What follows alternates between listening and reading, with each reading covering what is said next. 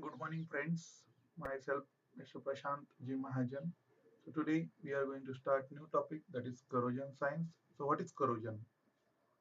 So the definition: the corrosion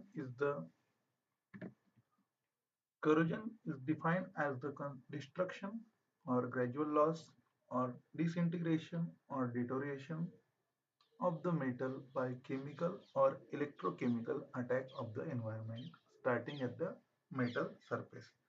So you can say that four words are there: destruction, gradual loss, disintegration, or deterioration of the metal. It can be happen by the two ways, that is chemical or electrochemical. So chemical means what? It is the direct reaction between the chemical and metal surface, that is called as dry corrosion.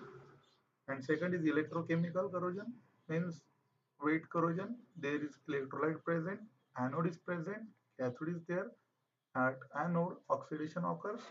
At cathode, reduction occurs. So that is called as corrosion. So students are generally making that mistake, that is they are writing like rusting of iron. That is not the definition of the corrosion. That is example of the corrosion. So why corrosion takes place? So first, the reason of the corrosion is thermodynamic stability. Generally what happens, the metals are occurring in the earth crust in the form of ores. That means metals are stable in the form of ores like oxides, chlorides, hydroxides, sulfides, carbonates, and silicates. The metals are stable in their ore form, but for our use and industry purpose, we are going to convert that metal ores into metal by metallurgy operation. That means metals which are thermodynamically stable in the form of ore will become thermodynamically unstable. So this is the cause of the corrosion. Second thing, metals like silver, gold, platinum occur in the natural state, means free state, and remaining metals occurs in the combined state. So this is the cause of the corrosion, as I already said. That is, it is in the form of ore, which is thermodynamically stable. For our use and industry purpose, we are converting that metal ore into the metal by giving energy, that is metallurgy operations. It becomes thermodynamically unstable, and that thermodynamically unstable metal try to become stable by reacting with the gases present in the atmosphere. So this is the major cause of the corrosion. Next, types of corrosions. There are two types, as I discussed earlier, that is chemical and electrochemical corrosion, or that is first is dry corrosion, which is also called as direct corrosion. Also, it is also called as atmospheric or chemical corrosion. This is first type. Second type is wet corrosion, electrochemical corrosion, immersed corrosion, and indirect corrosion. So that are the four names of the wet corrosion. Then dry corrosion has corrosion by oxygen, corrosion by other gases, corrosion by liquid metal. And wet corrosion includes hydrogen evolution and oxygen absorption. In the exam, both questions are coming like that: corrosion by oxygen, that is also called as oxidation corrosion. And second question is oxygen absorption mechanism. So students are generally doing that mistakes, writing any answer for both of the asked question. So be careful writing that corrosion by oxygen is included in the dry corrosion, and oxygen absorption is a part of the electrochemical or wet corrosion. So what is dry corrosion? So dry means there is no electrolyte first of all. So you can see the definition. It occurs due to chemical reaction between metal and atmospheric gases to which it is exposed. For example, iron rod is kept in the open atmosphere. That is the example of the dry corrosion. That means iron rod will react with the gases like oxygen present in the atmosphere, and it is going to form brown layer on the surface. That is example of dry corrosion. That is direct reaction between iron and oxygen present in the atmosphere. Second type, wet corrosion. It occurs due to electrochemical reaction between metal and electrolyte, which can be aqueous, salt solution, acid or alkali. Wet corrosion means what? There is wet condition, that means electrolyte is present, anode is present, cathode is present. At anode, oxidation occurs. At cathode, reduction takes place. So electrons are transferred from anode to cathode. That is called as wet corrosion. So example, iron and copper are in contact with electrolyte in the presence of electrolyte, that is galvanic cell. So depending upon the galvanic series, the metal which is placed at the higher position in the galvanic series will be acting as anode, and the metal which is kept at the bottom of the galvanic series will be acting as the cathode. So oxidation occurs means corrosion takes place at the anode. um, Reduction means protection of that cathodic metal takes place. So in this case, iron will be acting as anode and copper is acting as cathode. So iron is corroded, copper is protected. So that is the example of galvanic cell. And second example, iron rod is partially dipped in the water. So first of all, see this. Iron rod is kept in the open atmosphere. That is the example of dry corrosion. Iron rod is partially dipped into the water. That is the example of wet corrosion. So only there is presence of electrolyte that makes the metal which is above the water level will be acting as cathode, that is more oxygenated part. The metal which is below the water line, that will be acting as anode, that is poorly oxygenated part. So poorly oxygenated part will be acting as anode and corrosion of that metal takes place. You can take example of iron tank which is partially filled. So the part which is below the water line, that will be acting as anode. The part which is above the water line will be acting as cathode. So generally corrosion occurs below the water line part.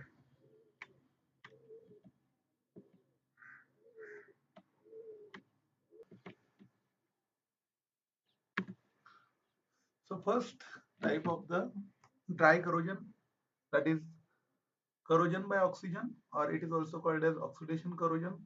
So directly there is a reaction between metal and oxygen present in the atmosphere, and it is going to give you metal oxide.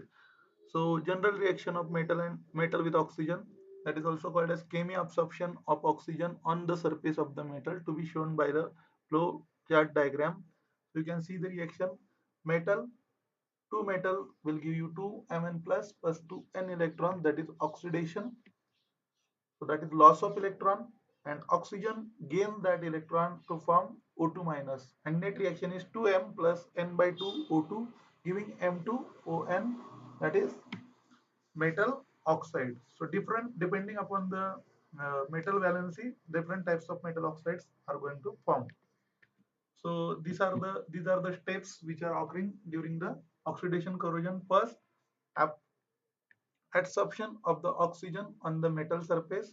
So you can see this is metal and oxygen present in the atmosphere. In the first step, that oxygen is going to adsorb on the metal surface. In the second step, the dissociation of oxygen takes place into atoms. So the adsorbed oxygen will be converted into atoms, that is by dissociation.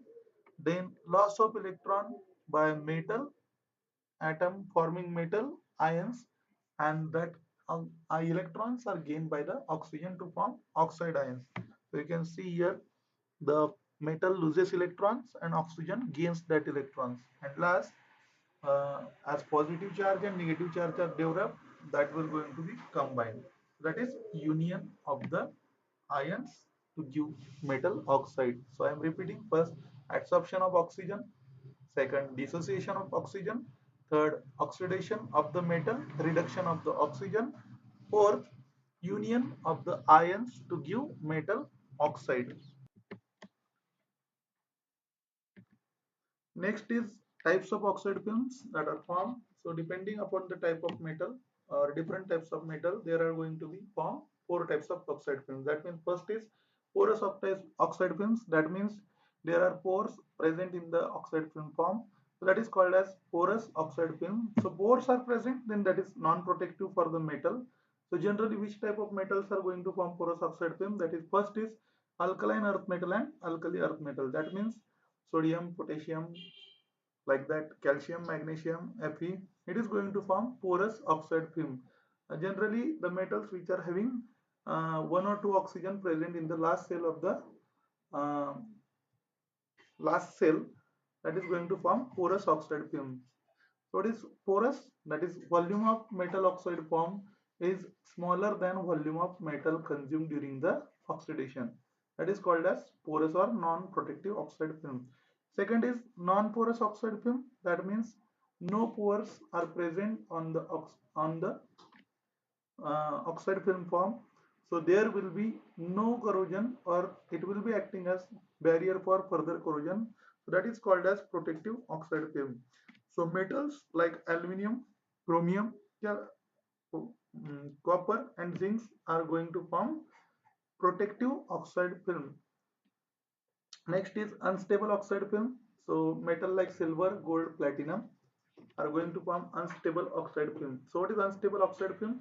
That is the film which is formed, and at the second moment it is going to decompose back into the metal and oxygen. That is that means there is no product formation. And last is volatile oxide film. That is the film which is going to evaporate as soon as it is going to form.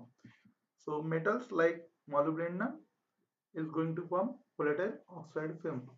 So that are the four types of oxide films. In the exam, there will be question for 6 marks like what is oxide film, or explain four types of oxide film for 6 marks. Or they are going to give six metals. You are going to write reaction plus types of oxide film which is going to form on the metal. Next is peeling bedworth rule. So depending upon the volume of oxide film formed on the metal, there are two types of film, that is porous and non-porous.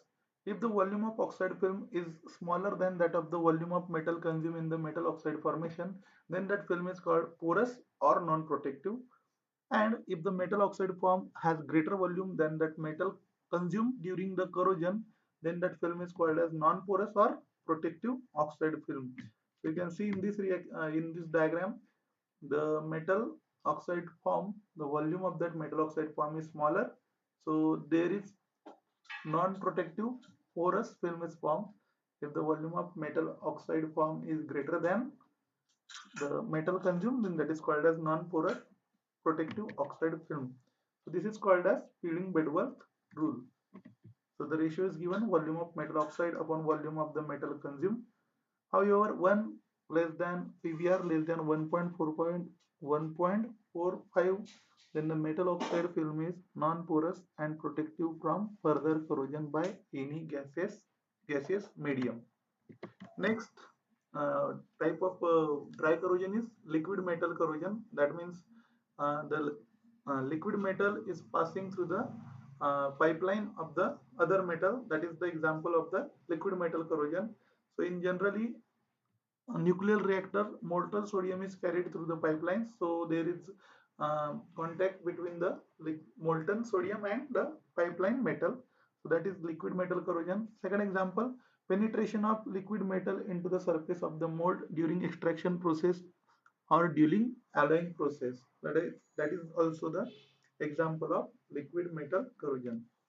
Third, corrosion by other gases. So gases like CO2, H2S, and Cl2 in the case of silver and tin. So first example, so silver forms non-porous film, so it is protective, whereas tin forms porous film which is non-protective. That means corrosion continues further. So AgCl formed on the Ag will give you protective non-porous film, and silver give you porous non-protective film. Next is corrosion by hydrogen. So there are two types of corrosion by hydrogen. One is hydrogen embrittlement. That means if the hydrogen attacks metal at ordinary temperature, that is called as hydrogen embrittlement.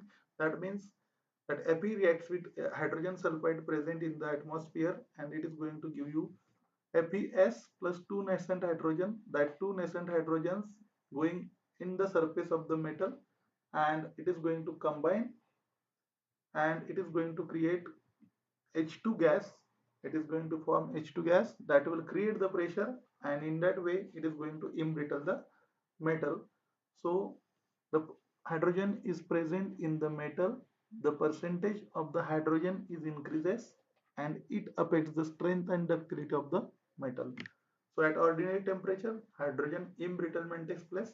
If the temperature is high, then hydrogen attack occurs. If hydrogen attacks metal at higher temperature, it is called as hydrogen attack. Generally, decarbonization takes place at higher temperature. What is decarbonization? Decarbonization means reduction of the carbon at the upper surface of the material. It is occurring generally at 700 degree Celsius. Thank you.